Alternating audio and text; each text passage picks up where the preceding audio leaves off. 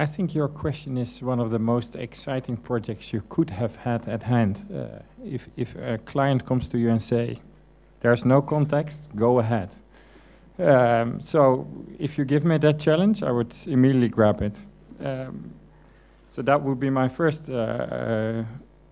side of your question. But I think if you look at it more carefully, it will always stay a dream or a fantasy, because building it simply will never happen. Because if you don't have a context, your mind goes crazy, and you'll probably come up with the most beautiful, crazy ideas that can't be realized at all.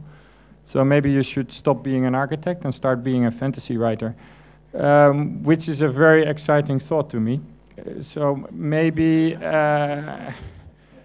maybe I. Isn't that where your boss began? That is where my boss began, but and maybe that's where I end up after West Kowloon.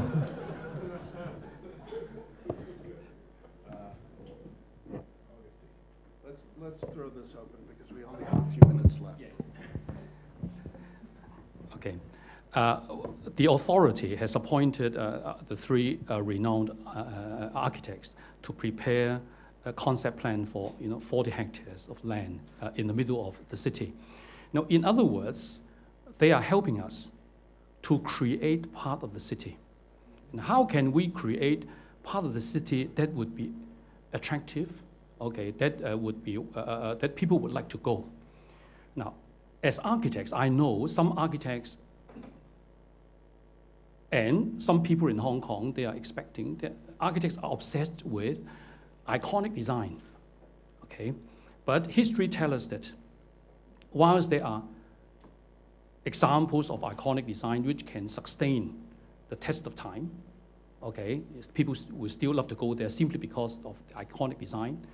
There are many iconic buildings which becomes obsolete very quickly. Now, I had hoped that, the topic would sort of incite a discussion of what ingredients are essential to make a place where people would love to go. Now, apart from iconic design, we are talking about a big place, a master plan for a big place, 40 hectares. Now, what other ingredients are important, are essential? Now, the question, if I may put to our three consultants. Now, without going into specifics, when your plan comes out, how would you convince or how would you tell the people of Hong Kong, okay, that your plan would help create a place at WKCD where people would love to go? And how would you expect the people of Hong Kong to judge your plan without going into specific?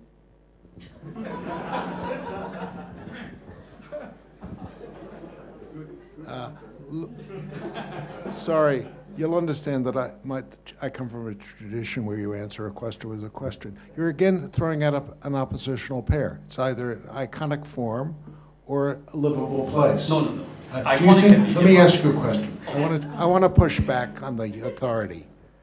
Do you really think Gustave Eiffel, when he did the tower in Paris, was thinking about an iconic form, remembering that it was much reviled when he did it? He was carrying out a kind of monumental engineering experiment at one level. That it's made Paris a more fabulous place, or it did make Paris a more fabulous place, wasn't a question of his wrestling with an oppositional pair. So I'll throw that out here.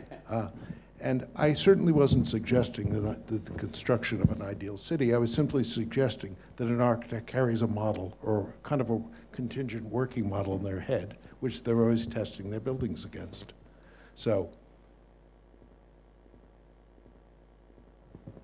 the question, I guess, is what would we design? I guess probably all architects, whenever they're designing any building, think they're designing the best building they can possibly design for that given situation. And anybody who ever designs a building thinks it's the best solution they can possibly put forward.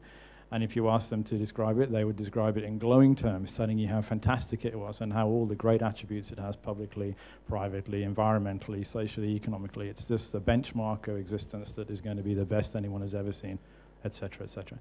I think everyone whether the building or the place would attract people. People love to go. And they'll tell you it will attract people better than any other building they've possibly seen. And that's the job, because that is what we aspire to as architects, and any given architect in the world will tell you that every single time. Now, will it do that? Well, I guess time will tell. But I think all of us sat here are certainly trying to do all of those things. And I'm going to wait for you to bleep me, and then I'm going to pass on to Rocco. I hope people go to West Kowloon not just because of the buildings, but the content. I think experience elsewhere is often not the design of the building, but the activities, the content, the activities. Sure. But how can we create a place which is conducive to activity? I think that is the key. Well, you can rent a crowd. I think my preferred answer is to ask you to wait until May the 16th. But they're not falling for it, guys. You're not going to get anything out. But what I can say is that there surely is more than one answer to your question. Certainly, there are many ways to make a place attractive, and there is not necessarily just one common factor. And there may be ways that you haven't even dreamed of yet. So, yeah, at least 3 ways. Yeah. But going back to this more simple question about the iconic building, first of all, nobody, I think, have a consensus on what that term actually means. So it's very difficult to debate on whether it's good or not good to have iconic buildings. But to put it, a simple answer would be that even iconic buildings, as most of us understand it, can be either anti-urban or not anti-urban. I don't know what's the term for not anti-urban. So surely it's not the anti-urban iconic objects that we're looking for. That would be the simple answer. You're really not going to get anything out of me. So wait and see and let yourself be surprised would be my answer.